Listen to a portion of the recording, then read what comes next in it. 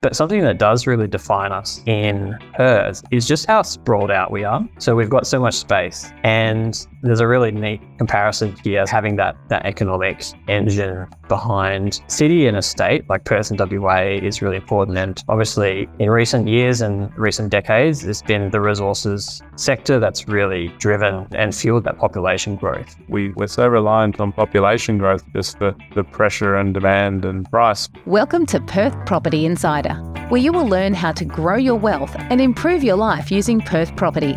Our show is brought to you by Investors Edge Real Estate, the highly rated and award-winning property management, sales and buyers agency servicing the whole of Perth.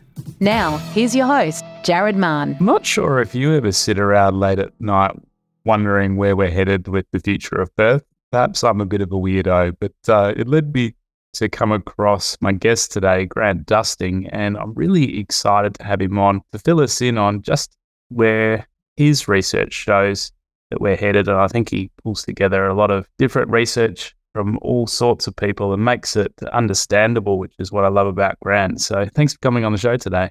Thanks, Jared. Yeah, it's I appreciate those words, and I think that's our goal, is to not just produce stats and data and numbers, but to make it understandable and relatable so that people like your listeners can actually apply it to their decisions around property and future and things like that. Well, we can all get very lost in our own bubble and our own worlds when it comes to day-to-day life, and we don't pop our heads up to see where we're actually headed. So I'd love to get your perspective on how Perth compares to other global cities and the other capitals around Australia, because we definitely don't take a moment to appreciate if our grass is greener or not. Well, as a born and bred West Aussie, I know how parochial we are, and we're the best place in the world to live, and we all know that, and we'll tell everyone that. So yes, we can kind of be in our own bubble sometimes, but it's a great bubble to be in. I think what's interesting when we look at things from a demographic perspective, thinking about Perth as a city, we're a city of around 2.1 million people, which is a large city by global standards, but definitely not in the league of those kind of global mega cities, which are 5 times, even 10 times that size. But something that does really define us in Perth is just how sprawled out we are. So we've got so much space. And there's a really neat comparison here. So for example, Paris, we think of Paris as like a global city. Paris has a very similar population to Perth, around 2.1 million. Okay. However, in Perth, we're spread out across around 6,400 square kilometres, give or take a couple. So 6,400 square kilometres, whereas Paris fits the same number of people into just 105 square kilometres. Wow. So if you're good at your mental maths, you might be thinking, well, that means that Paris's population density is roughly 60 times that of Perth. Yeah, wow. That really so it kind of paints a picture of that. Yeah, comparing to some of those kind of global cities, like an iconic city like Paris, we've got a lot more space than them. And I think for us in Perth, it's really the north-south sprawl, where the city just continues to stretch and stretch. And I remember in the last, in decades past, Mandurah was kind of akin to what Bustleton is now, Bunbury, but now Mandurah is very much considered part of the Perth metro area by most people. Yeah, so we've certainly got that to tackle with when it comes to town planning and providing amenities and, all the government spend just to do so, which we're picking up the tab of in one way or another. Yeah, absolutely. And I think any listeners who are driving on the Kwinana Freeway know the challenges of that sprawled north-south city. But how do we compare for infrastructure-wise, I guess, to when I travel around? I see many other places aren't lucky enough to have that train, and, their freeways are clogged, and, it's really difficult to get around. So the commute times are, substantially longer, especially when we look at places like Sydney. So how do we compare from, that livability factor of getting around? Yeah, well, I think the sprawl creates challenges for public transport. Obviously, higher population densities lend itself to public transport because it's, that if you put a bus route here or a train line there's a lot more people living in that vicinity who will access it and pay for that service, and the government can recoup the funding. So I think it's always a bit of a chicken and egg problem with public transport investment is, do you go with the build it and then they'll use it approach, or do you wait for the demand? But so I think, having lived in Sydney for a few years, just being able to compare even Perth and Sydney, I think, there's clear differences there in, say, public transport convenience, which is a lot harder in Perth if you're not living in basically outside of some of the best rail corridors, particularly along the freeway. It can be very challenging. So we are very car dependent as a city, and then that also feeds into those other congestion issues as well. Some people have compared Perth as a city to kind of like on the west coast of the US, like a San Francisco. I mean, that's kind of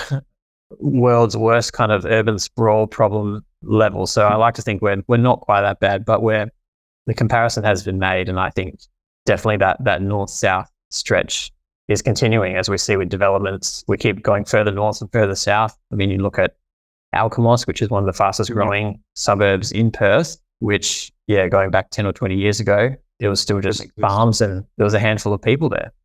So it does make you wonder, when will we hit that limit where we say, actually, let's start filling this in. So is there any other factors for comparison that you'd like to mention other than disbursement of population? And we touched on transport and ease of getting around, but I do see us in being named as some of the in the top 10 for livable cities. So there's got to be some other appealing factors that can, have migrants want to move here, because I know they're lining up at the airport to come in at the moment.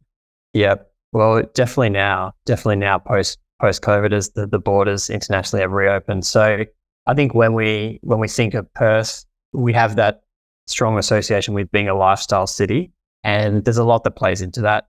There's firstly the weather. I mean, my mum's family heritage is from the UK, and like a lot of people from the UK, they come over for the great weather and the beaches and the lifestyle. And historically, Perth's had a very high proportion of migrants from England, and that's diversifying now. We're getting a lot more coming from China and India, South Africa, New Zealand, other places. But historically, it's been the Poms who've been driving that Perth migration, and yes, a lot of that is driven by lifestyle.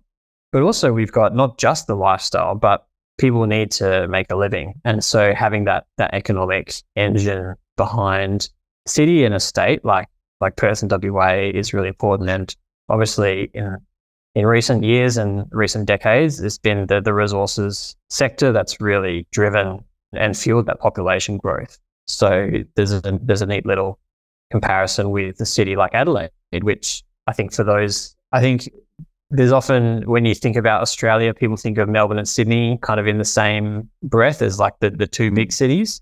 And then there's kind of Brisbane. Services and maybe education, I'd probably put up there as my guesses. Yep. A lot of corporate headquarters and things associated with that.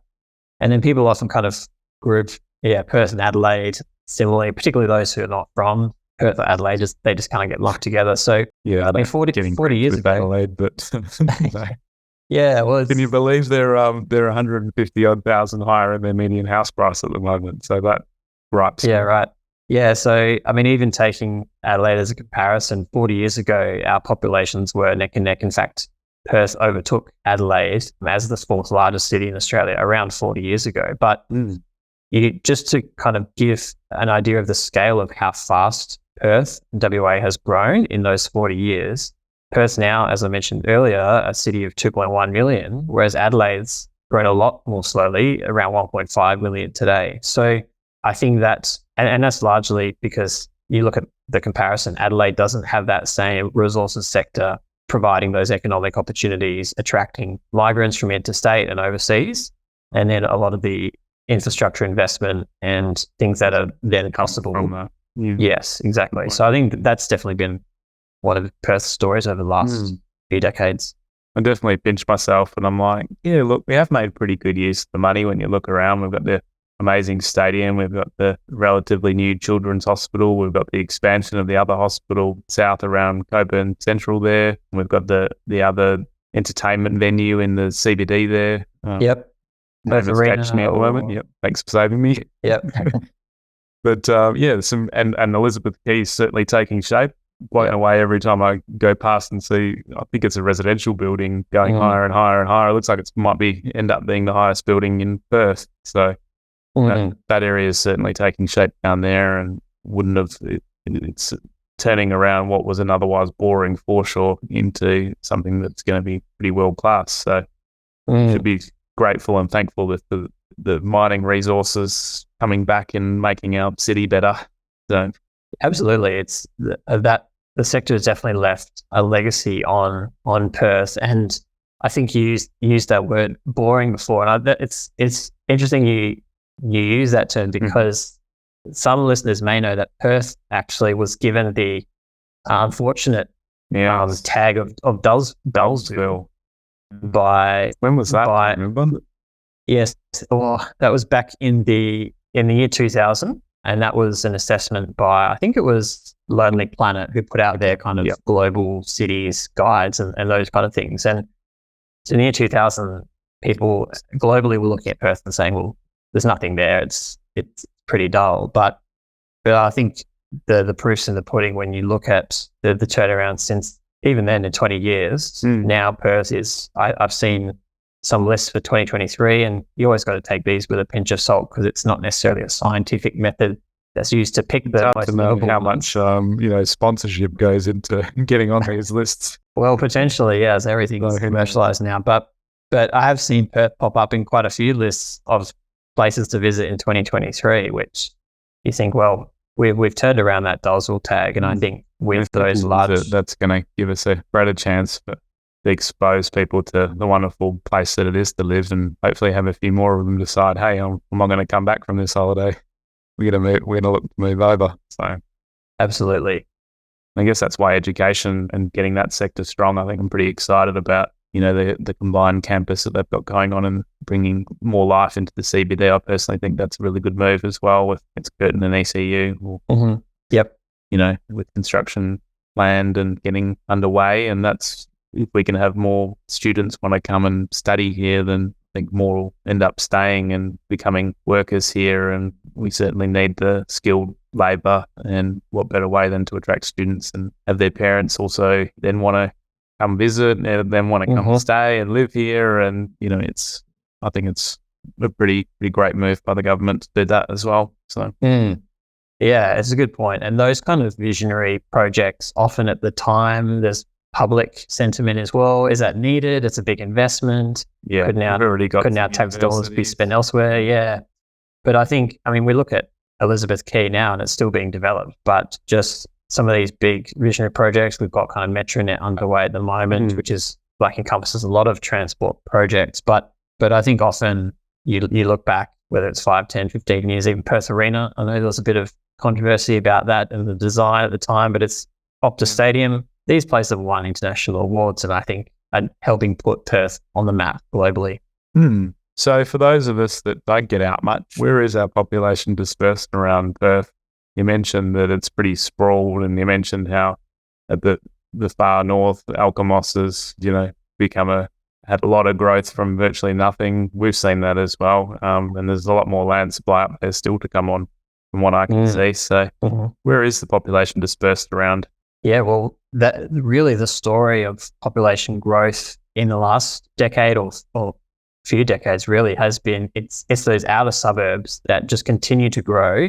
And again, the Perth metro area continues to sprawl outwards. So at the moment, we can kind of divide it into almost, think about a compass. In the northwest of Perth, places like Alkimos continue to grow really strongly, one of our fastest growing areas. And then you've got in the kind of the northeast, Ellenbrook.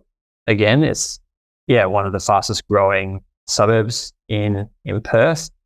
And then in the southern suburbs, you've kind of got Baldivis in the south. Yeah, south or southwest. Land around there as well. You just look at the map and you can see it's already, got some of the most number of sales every month for properties, and you're never short of a comparison to make with plenty of other sales in the suburb each month. I've sold a few properties down there recently.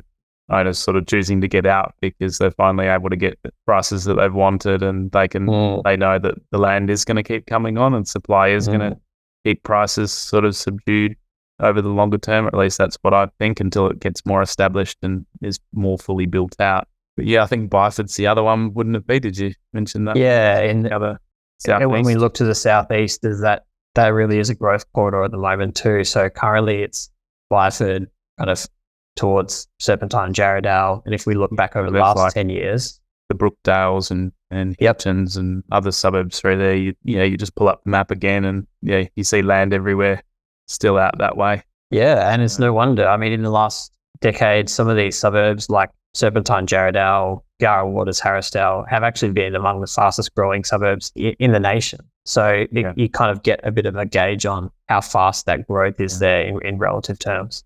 And when we say growth, it's really important for the purpose of our listeners. We're talking about population growth, not necessarily house price growth. And it is interesting when, different brokers and other people try to sell someone on an area and they say, hey, look, it's got huge population growth. We're getting amazing amenities. Oh, we're even getting a train station. Like, it can be very alluring as an investor to go towards all those shiny objects. But what they don't tell you is that, there's 20 stages coming up and they're going to keep rolling out land until the cows come home. The cows get pushed out of the land. Yes, as it turns out, yes. So it doesn't always make for the greatest investment from my perspective, and what I have seen historically when I look back on, those types of areas versus the more built up areas that have a limited land supply that isn't going to keep having lots of housing come on. Zoning can be restrictive and not enable further development, and that's the type of area I prefer to put my money in. Do you have any perspective on that, or is that just the mechanisms that pass by? Well, I'm not the best person to get kind of property or financial or economic advice, but certainly in terms of the population growth, I think it's what we're seeing in Perth is actually not very different from what we're seeing in other cities like Melbourne or Sydney, where you do get the strong population growth in the outer suburbs for affordability reasons, but then there are challenges with that. And initially it's around infrastructure and services and public transport. And so not have a school for a while. Exactly. Those things often take time to catch up. I mean, I think we've got the benefit of having 2 million is a lot more manageable as a population of Perth than, say, in Sydney and Melbourne, where you've got 5-6 million and they're really playing catch up. So yeah, that does tend to be a pattern, is you get the population growth, but then the services take time to catch up. And it's about kind of getting that kind of critical mass, I suppose, of which then really makes it more attractive as a lifestyle, and probably when you get into that property price growth.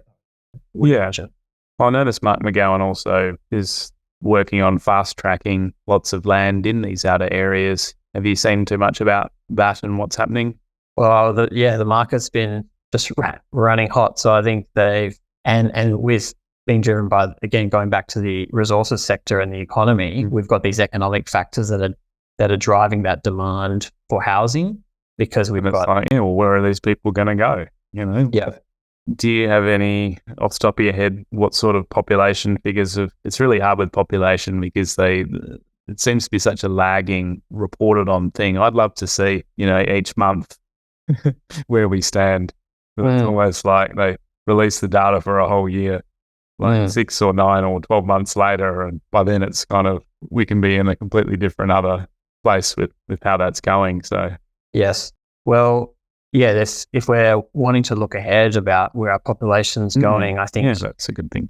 COVID was a curveball for a lot of people doing population and economic modelling, because that really threw a spanner in the works, particularly because in a place like Australia, where around 60% of our population growth has historically been driven by overseas migration. So as opposed to the natural increase, extremely dependent on it. So when we had a situation in March 2020 when almost overnight the international border was closed. That's why you'd think, the property markets are all going to crash. We're so reliant on population growth just for the pressure and demand and price, but it was almost the opposite that ended up happening. There was a lot of people that, being stuck at home, started to rethink some of their housing choices.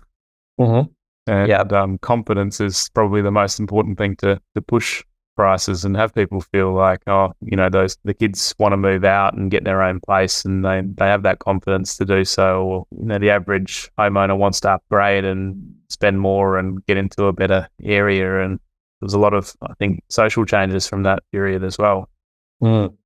Absolutely. And that's where you get into more of the social or this, what we might call psychographic. So what's happening in people's minds and how's that changing? Because we can talk population numbers but at McCrindle, we have a focus both on the population and demographics, but also understanding the human behavior. And yeah, exactly as you said, COVID was a real reset for many people and their life was disrupted, whether through lockdowns or through change of work circumstances or etc. And people were really rethinking, well, what's important to me in my job, in my house, where I want to live, my family. And so we've seen a lot of people rethinking their preferences for housing, a lot more people working in some kind of either remote working or a bit of a mix of not fully office bound anymore. So people spending more time at home means they actually want to have a room where they can do that. So it's almost like we've seen a bit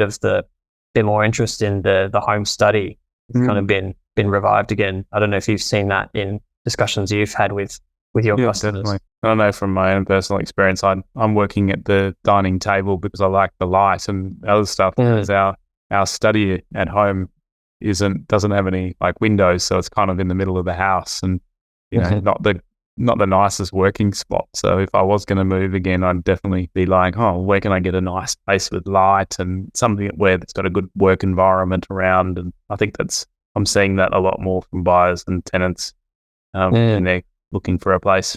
Well, your experience is not uncommon there, Jared. And I think when we consider this, that's happening at scale. We've got so many more people either working from home some of the time or maybe even a lot of the time. Through the national research we've run over the last few years, we've asked people about how they're thinking about their next home and is that changing? And the short answer is yes. People are saying my needs are changing and thinking about those things like where's my workstation, and that's going to be kind of a primary consideration, particularly for the professional workers who are more likely to be able to work from home, whether it's 1 or 2 days or more.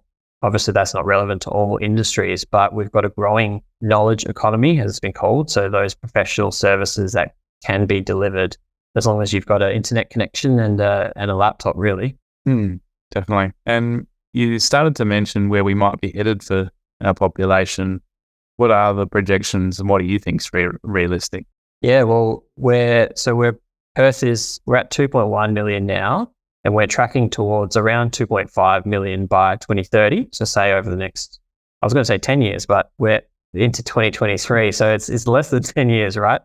So tracking towards 2.5 million by 2030, and then going to be edging 3 million by 2040. So over the next 10, 20 years, you can see we're really adding an extra 400,000 over the next 10 years and looking to double that over the next 20. So it is going to be a story of growth. And I think the details of that and the specific numbers will depend on a few things like, again, the international migration policies and how that's going to play out. We're already seeing a big rebound of international migrants to Australia, even from the last 6 months of data that we've got. So there's a lot of people kind of coming to Australia, and Perth is really a destination city. A lot of people, and even within Australia, a lot of people are moving out of Melbourne and Sydney or being pushed out for affordability reasons. So over the last 2 years, really, what we've seen is Queensland and WA have had the most internal or interstate migration, and that's largely come from Victoria and New South Wales. They were hit pretty hard in COVID, especially, and I think that's scarred them a bit. And been like, well, where else in Australia handled the COVID period better and had life relatively uninterrupted, and our isolation's actually counting for something positive there. Yes, exactly. The most isolated city in the world. People will have used that as a negative label, but hey, in a COVID or post-COVID era, I think there's been benefits of that we've seen. And are you seeing any change in the household makeup as we move forward over these years? And I'm just curious how that might affect the demand for certain types of housing, because when we look across to Sydney and Melbourne, I guess with the population sizes that they've got and, just the sheer affordability problem, people have embraced apartment living a lot more, whereas here in Perth, people are still shy away from higher density. So curious how that might play out. Yeah, well, there's some really big changes happening, which are not necessarily seen in the day-to-day changes, but these are changes that are really going to be shaping housing for the next 10, 20, 30 plus years. So one of those is just our cultural diversity that continues to grow. And this is really relevant in Perth. We're an extremely multicultural city. Around 2 out of every 5 Perth residents are born overseas. So that's really putting us on par with Melbourne and second only to Sydney, really, in the Australian context. So we're very culturally diverse. And what that means is each culture is bringing different cultural norms and expectations. And we know that in a lot of the Asian cultures, and we have some of our strongest migrations from places like India, China, some of those other Southeast Asian countries, Malaysia, where it is a lot more common for families to live together, for that intergenerational living, which is a bit different to the traditional Western way of living and kind of doing family life. So I think that's a great example where demographic change is going to have a real impact. And we already see that in other culturally diverse cities where you do get a lot more of those intergenerational households, which they need those big homes. So I think the large 4 or 5 bedroom homes in Perth, which are known for the suburbs, they're probably going to be being used by those multi-generational households. Well, yeah, I see it at the moment when I'm selling a property. I get a whole family come in. It's not just the couple with their kids, it's grandparents as well, and they're all planning to live together. And the feedback I often get is, look, this is not going to be big enough for us. We need a much larger lounge area. They may have want to make it a prayer room, or where they have complete family and community gatherings as well. So there can be a lot of different needs when we start dealing with all the different cultures and the diversity, but it's what makes it so exciting as well for me. Definitely. So we've got the cultural diversity playing into things, but then also our aging population too. So go on.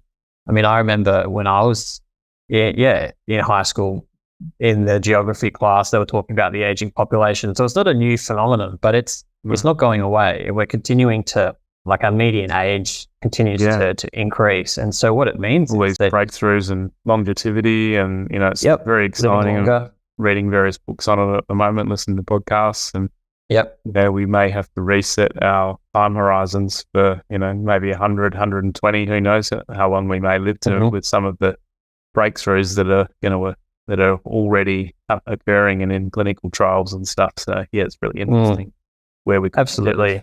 Yeah, and so we've got a lot more people who are living longer, and also their preferences are changing. So whereas, again, 10, 20, 30 years ago, the idea of, just having, once you get your retirement years, you kind of just go off to an aged care, like a residential care facility, and that's to be expected, and you just live out your days there. Whereas we're already seeing those expectations changing, that Australians who are hitting that life stage now of thinking about retirement and kind of getting into their 70s and 80s are wanting to stay in their own home longer. They're wanting that more independent living. And so you want to be closer to family for longer as well. And just that feeling of fit and able, and have their health, and they want to continue to keep enjoying life and not be far away environment that they're not used to either. And we're already seeing interest. We've been commissioned to do research over the last few years from a host of developers, particularly in Melbourne and Sydney, looking at that vertical communities for that retirement age. So rather than kind of people living in retirement just in the traditional single story kind of aged care home, nowadays the baby boomers in their retirement, they're cashed up, they're more dynamic, their lifestyle expectations are higher. So they actually want to live in a lot of them want to live in places that have those amenities, like have a shop, like be an apartment style living arrangement where their residence is upstairs, and then downstairs you've got your retail options, you've got your different food and groceries and all of that within walking distance. So obviously that type of infrastructure takes time to build, but we're already seeing that kind of changing expectations and sentiment as the different generations come through. Yeah, nice. And that change for demand for public or private schools, because I know from all of the research that I do just how important the quality of the school is on the desirability for an area and how that affects prices over time. And yeah, I was just curious. I was chatting to a couple yesterday about, do you spend the money on the private school, or do you spend the money on the house to get into a better public school catchment? And there's that ongoing sort of weighing up of where they make that investment. So yeah, how are the trends changing from what you can see on this side? Yeah, well, you're right that education, a good education, is a really primary concern or consideration for today's parents. And again, another kind of change in the psyche. People are increasingly looking at education from a customer or consumer lens and really wanting to think about shopping around, and that they're not just going to be going, oh, well, this is the local school, so therefore that's the only option, and I'll just accept that. People are much more exactly. They're much more likely to think, well, I could shop around, so to speak, and that might mean looking at different places to live and all of that. So yeah, the data certainly backs that up, and I think over the last decade, the fastest growing school sector is actually the independent schools as opposed to the government schools. So yes, it's a private schooling, and that's quite even more kind of remarkable in a place like Australia, where we have a brilliant public education system. So it's not like in some countries where you definitely wouldn't want to send your kids to the government system because it's maybe very underfunded and that we actually have a great system, but yet still parents are choosing, or many parents are choosing. I didn't private realize education. until I had a 4-year-old just how great the fee difference is. And it's funny because my 4-year-old, we're planning to send her to a really great public school, and they sent a little letter home, and they've got a voluntary contribution, and they put so much emphasis on, and work up to it. And I was expecting, multiple thousands or something, and I look at the amount and it's $80. And I was like, well, yeah, I think I could make the $80 contribution. That will be fine. Yeah. But then the other flip side is I speak to other friends that are, paying huge amounts per year for the private school fees, and choosingly and really wanting to give their kids the best, even if that means them doing without in other areas. So it's pretty amazing the priority that people place on it. Yeah, it really is. And it's incredible the lengths that a parent will go to because they really want the best for their child, and whatever they think that is, they're gonna go for it. And for a lot of parents, it's, again, they see all the change in the world and think, wow, the world's changing quickly. I want to make sure that my child is equipped to deal with and to navigate all of the technological and all of the social changes in the world. And so parents are considering that as they make those kind of choices. Well, I also would be remiss not to go a little bit deeper into our state economy and what makes up the different industries, because we've got a lot of East Coast listeners as well, and their perception is that we're just completely all mining. So give us a bit of an insight into how this is broken up and what are some of the growing sectors. Yeah, so I think I'm sure don't need to stress the point, but it's probably worth noting before we talk about the other industries and sectors that the scale of the resources sector in WA is really, it's really off the charts in terms of the global comparisons. It's extremely significant. That's why when the mining sector sneezes, we all catch a cold, kind of, so to speak, like economically. But if you look a layer beneath, there is diversity there. So in terms of looking at our state GDP, which is referred to as gross state product, or GSP, that's the top industries that are contributing to our kind of state economic output in WA. And the number 2 behind mining is actually business and property services at $25 billion per annum contributing. So we've got business and property services. We've got construction, which a lot of that is building the infrastructure to house that growing population, which we've been talking about. Retail and wholesale trade is another one there. So yes, mining is front and center, but also those kind of the construction and also like the retail and trade are up there as well. And when we look to the future, the Department of Jobs and Small Business actually puts out projections of different industries, kind of employment and what they're expecting, because they kind of have a lot of internal data which we don't necessarily have access to at their disposal. So the growing industries over the coming years, and this is true in Perth but also nationally, is that the care kind of industry, if we want to group it that way. So healthcare, aged care, kind of social assistance. Yeah. Again, we've got an aging population. So I think if I was going to start any other business, it's going to be in that sector. Well, yeah, it's a good example where, yeah, exactly. Looking at the kind of supply and demand, so to speak, we're an aging population. We're continuing to grow, so it's no surprise that's a big sector. Education and training is a growing sector too, and I think that's continuing to evolve as the education needs evolve, and we're seeing it does seem to be changing too. It's like, how much innovation do we have a physical space to go to, and how could we make some of the world's best specialists and teachers available to everyone? And the internet's certainly opening up that, but then also having the degree or the qualification recognised. There's certainly local employers will probably place greater emphasis on local institutions still. So there's a bit of that perception difference between where you've gotten your qualifications from. But there's so many different paths now to lead to a different career. And back in my day, there was so much pressure put on. You would have probably been the same. You don't get good grades in your year 12, then your life's over. Or at least it felt that way. Yeah. It's a lot of pressure for a 17, 18-year-old. Exactly. Not everyone thrives in that kind of environment. So, yeah, it's at least encouraging that there is a lot of different, more avenues now to end up in that career that you want. So, yeah, and we do a lot of study across kind of the future of work and education, how that's changing. So if any listeners are particularly interested in that, they can simply just Google McCrindle and those topics, and there's a lot that's changing and a lot of innovation happening for sure. Yeah, cool. So I guess the other thing that provides jobs is the infrastructure projects. Is there any that you're aware of that are going to make a big difference, I guess, to the desirability for different areas or our overall lifestyles in these, like where they're going to impact? I know we mentioned a few as we were discussing along the way.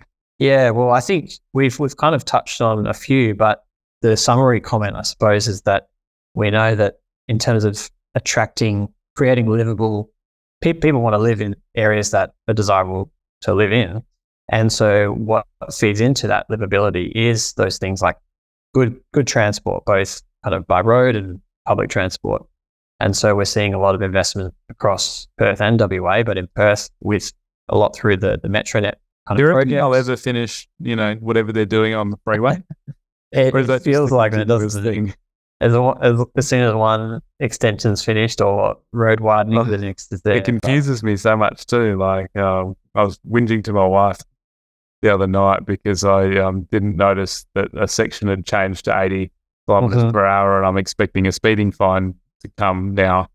And I just can't keep track of when they keep changing these bloody speed limits.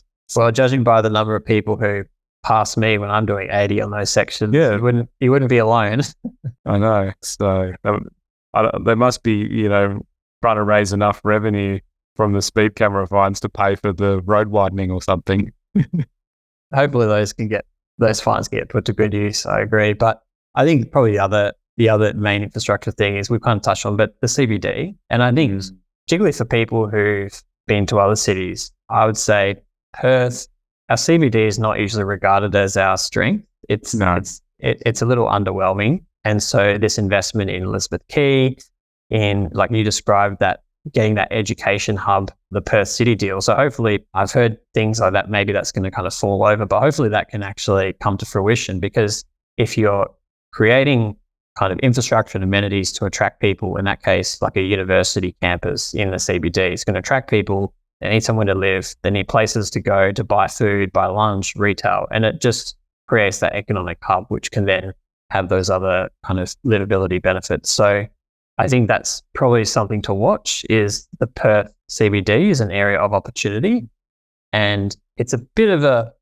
bit of an insight into kind of just the Perth and WA mindset that we don't really, a lot of people don't. We're not very CBD centric, and I think that's because everyone goes home for the weekend and can be a bit of a ghost town sometimes. Yeah, we're very much kind of the suburban lifestyle, but that is starting to change. Yeah, with so things slowly. like Fringe Festival, and there's a lot more restaurants and cafes and things in there that are open that are worth going in for, and hopefully that continues to improve. So, yep, awesome, Grant. Well, thank you so much for bouncing things around. I know I was a little bit all over the place, but so much interesting things to talk about today. So, thank you for your time. Oh, it's a pleasure, Jared. And honestly, our work is very, very disparate and covers a lot of different bases. So, always up for a wide-ranging conversation. Thank you. Thanks, mate. Hey. Just a reminder, the information discussed in this podcast is general in nature. As we don't know your specific situation, you should always seek professional advice before taking any action. For free market reports on your suburbs of interest and other helpful resources to grow your wealth, make sure you join my property investor update at investorsedge.com.au/join. And finally, make sure you're a member of our Perth Property Investment Facebook group to be part of the conversation with other like-minded investors, get help to your questions, and get a feel for what's going on out there in the market.